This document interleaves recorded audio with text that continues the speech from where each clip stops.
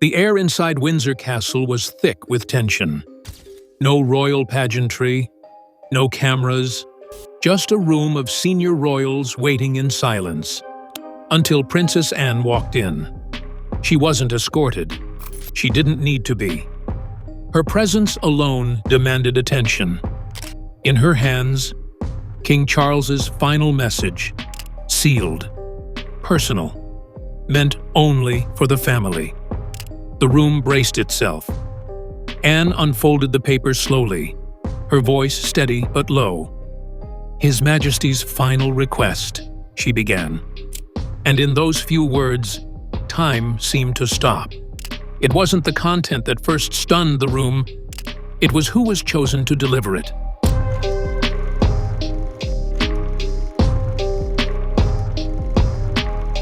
Why Anne?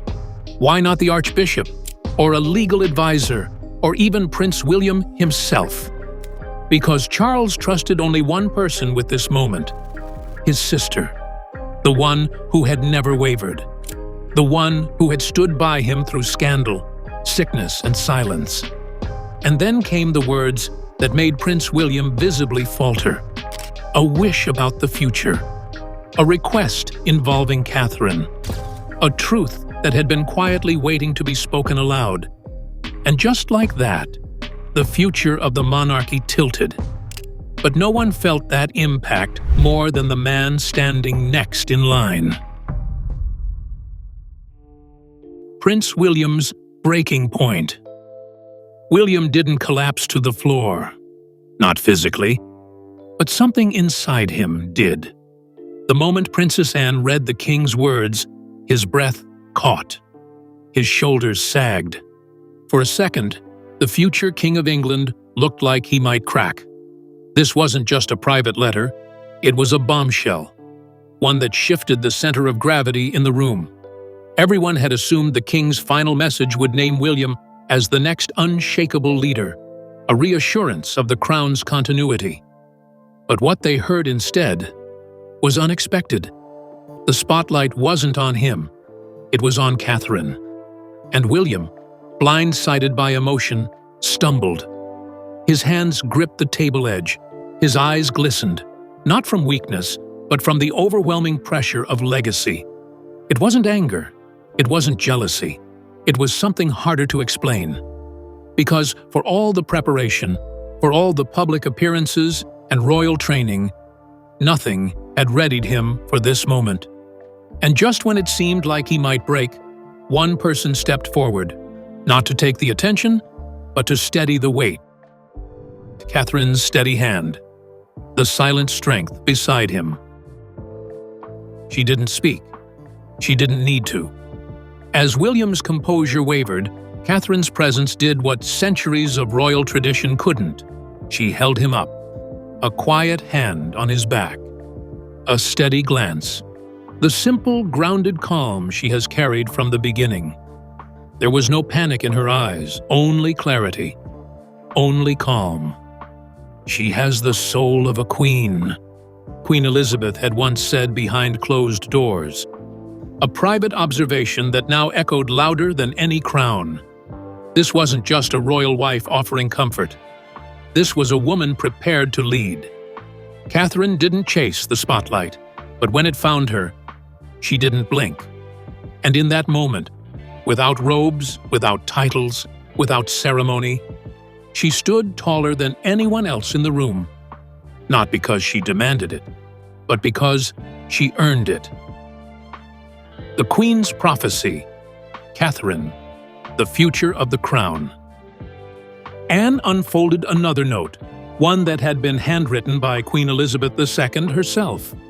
"She will be the pillar that holds it all," the Queen had written in ink years before her passing. Not through command, but through character. The room fell into a hush. Those were not words of politeness. They were prophecy. It became clear, long before Charles had fallen ill, long before public attention turned toward succession, Queen Elizabeth had already seen what few did. That Catherine wasn't just fit to support a king, she was quietly being shaped as the future of the crown. This wasn't favoritism, it was foresight. Because where tradition strained, Catherine adapted. Where duty felt heavy, she carried it with ease. And where scandals fractured the family, she held it together, not with headlines, but with grace. "She was made for this," Anne added softly, looking not at William, but at Catherine. And while the family let that truth settle, another question rose. Who had the courage to reveal it? Princess Anne's loyalty, a sister's sacred duty. Princess Anne stood there, shoulders straight, eyes sharp, not as a messenger, but as a guardian. She had protected the royal family for decades, not through speeches, but through service. No scandals, no distractions, just relentless dedication. So when the king needed someone to speak for him in his absence, someone who wouldn't twist his words or dilute his meaning, he turned to Anne. Not Charles, not William, Anne.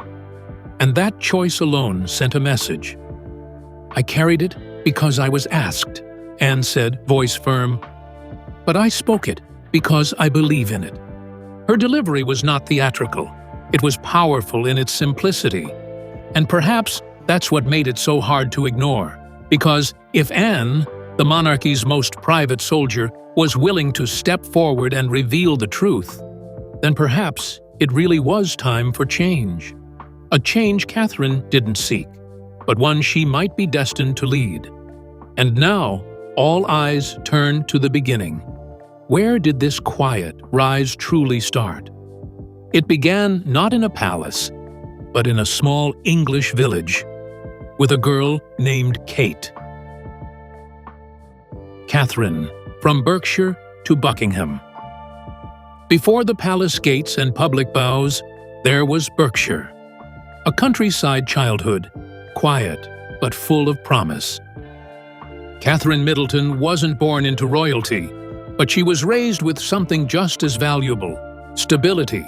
Her parents, Michael and Carol, worked hard for everything they had. They weren't nobility, but they understood dignity. They taught Catherine the value of resilience, of listening, of staying grounded, traits that would later make her unlike anyone who'd ever joined the royal family. She attended Marlborough College, where her quiet discipline stood out.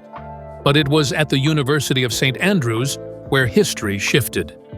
There she met Prince William, not as a headline, but as a human. They were students first, friends second, and eventually something far deeper. Catherine wasn't dazzled by the crown. She didn't chase a title.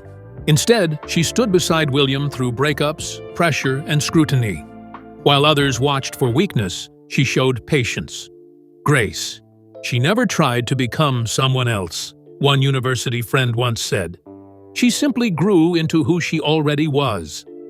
And the monarchy? It noticed. But their love story, simple as it began, was never going to stay simple for long.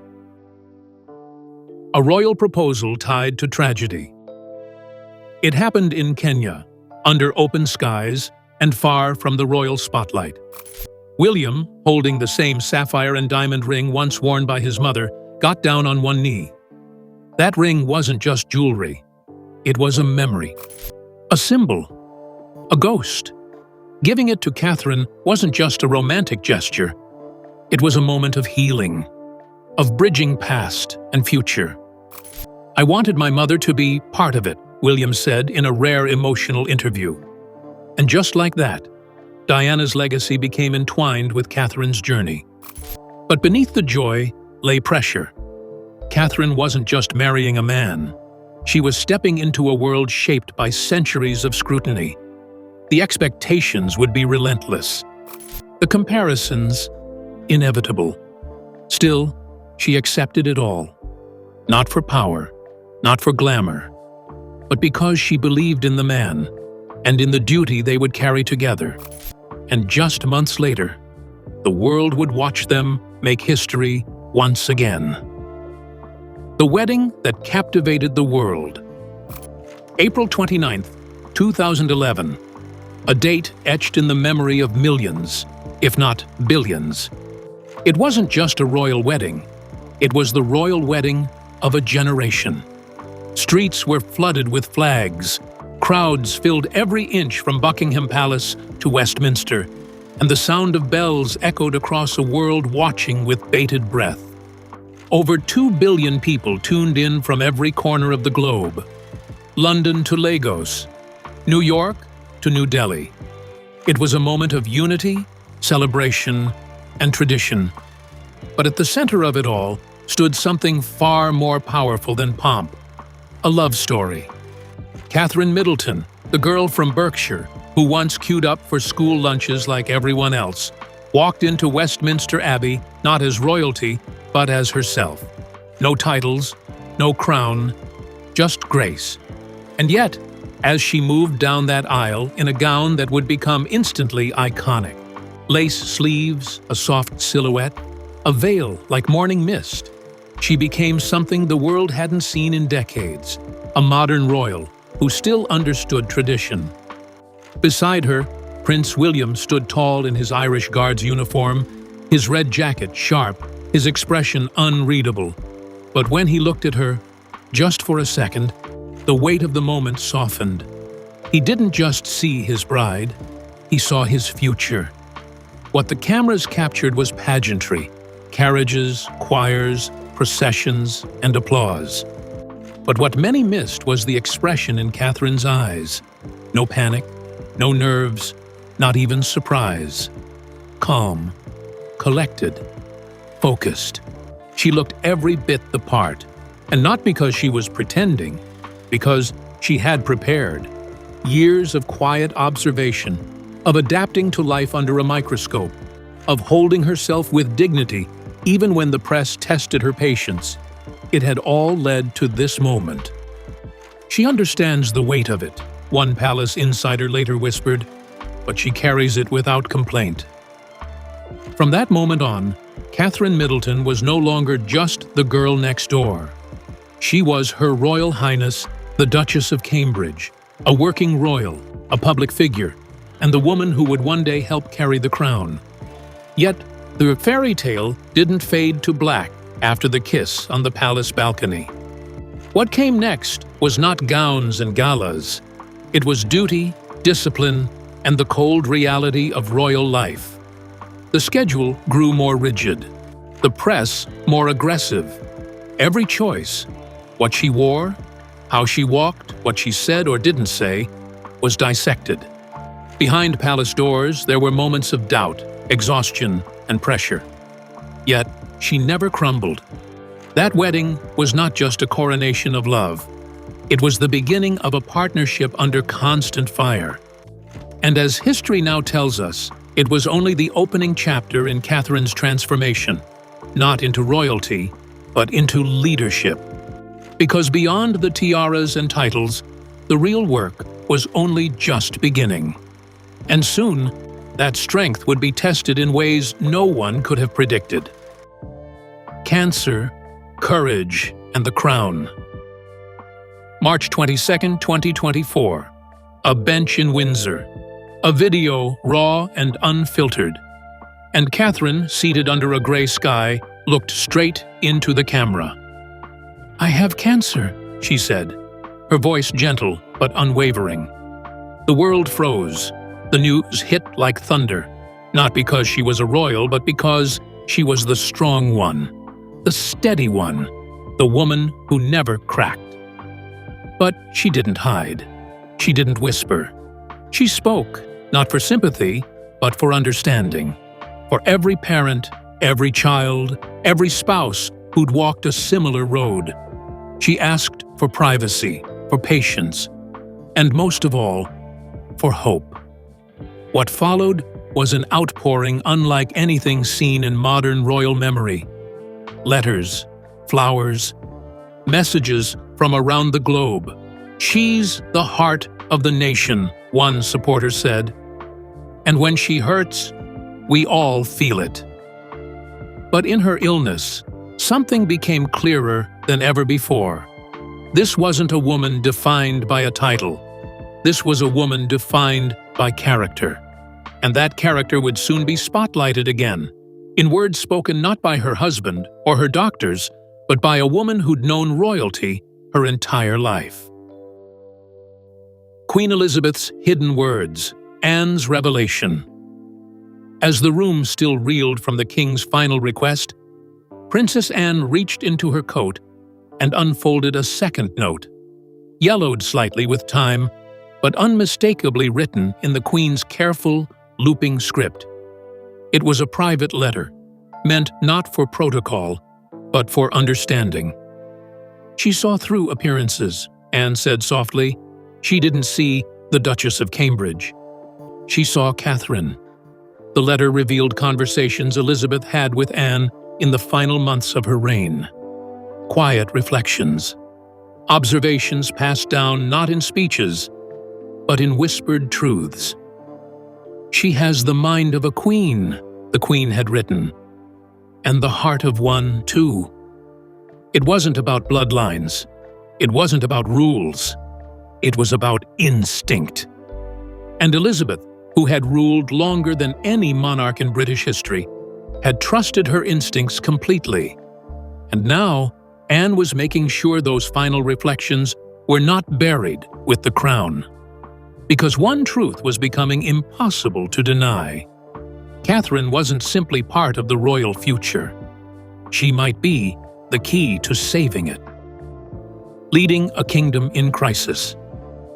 As the echoes of Princess Anne's words settled like a hush over the room, all eyes inevitably shifted to Prince William. He didn't speak.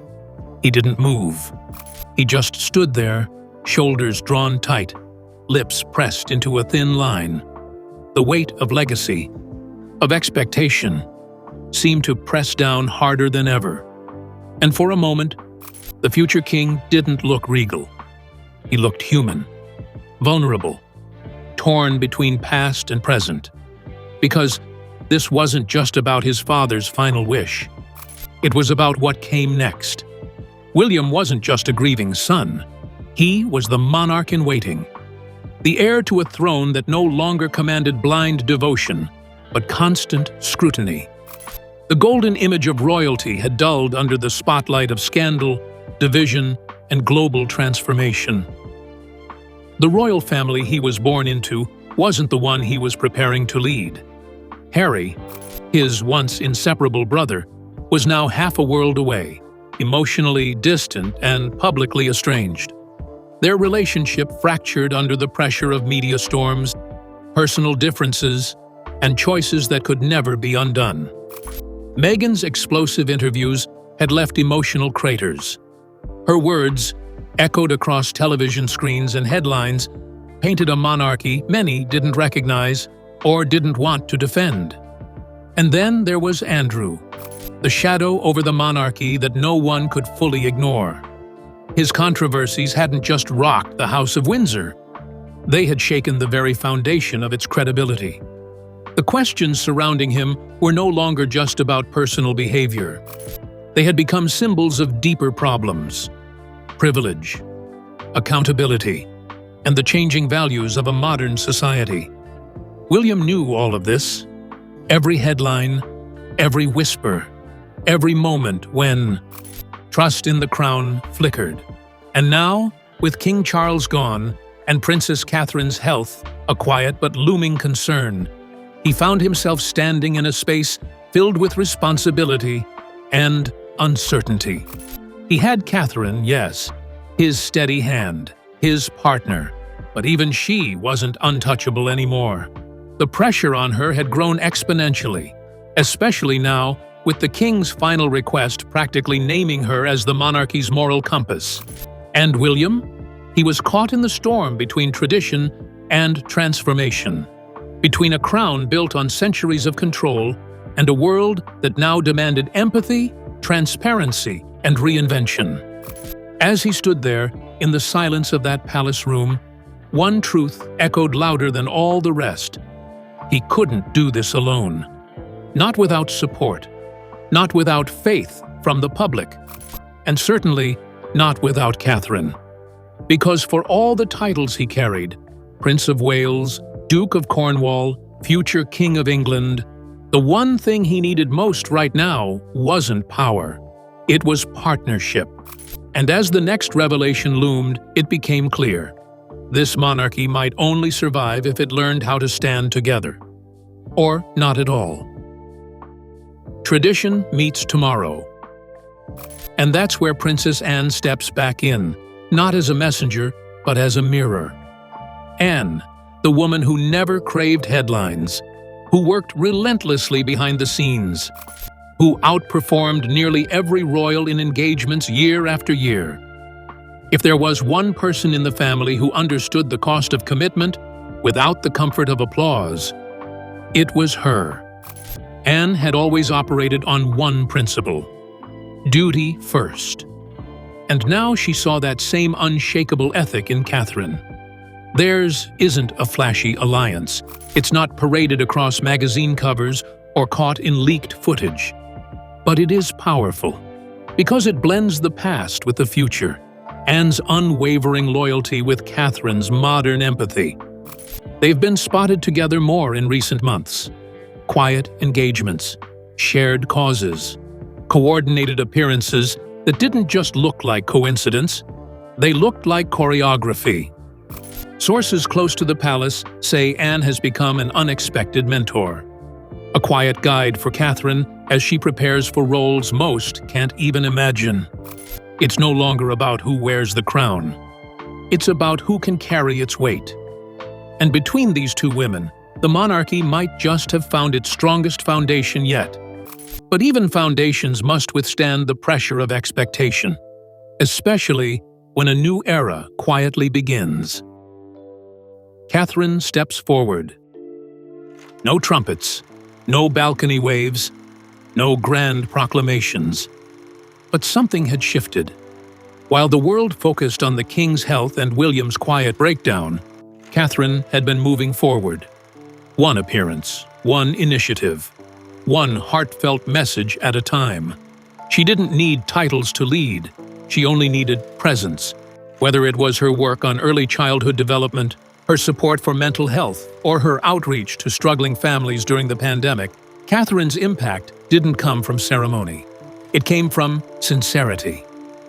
Her work speaks volumes, a palace aide once said. It's not about filling pages in a court circular. It's about creating ripples in people's lives. And perhaps that's why Queen Elizabeth had seen her so clearly. In a world where image often overshadows impact, Catherine had chosen the opposite. She showed up, not to be seen, but to serve. And while William was still processing the king's final wish, Catherine had already accepted it, without needing to be asked. But now, with that final message delivered by Anne, the world could no longer ignore what had quietly been unfolding. Catherine wasn't just standing beside the crown. She was already wearing it in spirit. What the king really wanted. Princess Anne's voice quivered ever so slightly as she reached the final page of the king's private letter. It wasn't written on official royal parchment. No embossed crests, no ceremonial ribbon. Just a folded sheet of aged stationery, creased at the edges, marked with the handwriting of a man who no longer needed titles to be heard. "To my son," it began, "and to the one he walks beside." You could feel the air shift in the room. Everyone held their breath. Protect her. Let her lead when the wind grows cold. She will know where to go. And that was it. No formal sign-off. No royal flourish. It wasn't a decree. It was a father's voice breaking through the noise. A man who had seen enough of tradition to know when it needed to bend. A monarch who had come to understand that legacy wasn't always about lineage. It was about trust. He wasn't talking about Catherine simply as William's wife. This was something deeper. This was about her instinct, her vision, her unshakable presence in a world full of shifting loyalties. She will know where to go. A simple line, but it carried the weight of 1,000 unspoken truths. Those closest to King Charles say he became a different man in his final months. Less guarded, less caught up in optics or obligations. He began to focus on what really mattered: his children, his country, and the enduring future of the monarchy. He saw what many hadn't yet fully recognized, that when the institution faltered through scandals, divisions, and modern chaos, Catherine was the one who never flinched. While others sought the spotlight, she carried the shadows, quietly, steadily, always with purpose. She wasn't chasing the crown, but somehow she had become its strongest protector. In family gatherings, it was her who soothed tensions. In public life, it was her who inspired confidence. And in private, it was her who reminded William why the monarchy mattered in the first place. Not because of the robes or rituals, but because of the people it served.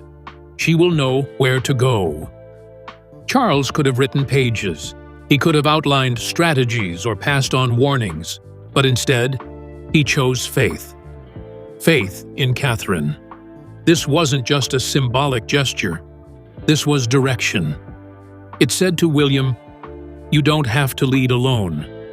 And to the institution, "It's time to look beyond bloodlines." When Anne folded the letter and looked up, her eyes were glassy, but her voice had regained strength. The king had spoken, not as a ruler, not even as a royal, but as a father who understood, in his final clarity, that the future of the monarchy wasn't just in William's hands, it was in Catherine's heart. And now, as the weight of those words lingered in the room, the silence said everything. All that remained was whether the family and the nation were ready to follow her. A queen in waiting. The silence that followed wasn't empty. It was full of understanding, of realization, of legacy passing like a quiet flame. Prince William finally looked up, his face pale but steadier now, his eyes red but sharper. He reached for Catherine's hand, not out of ceremony, but out of need.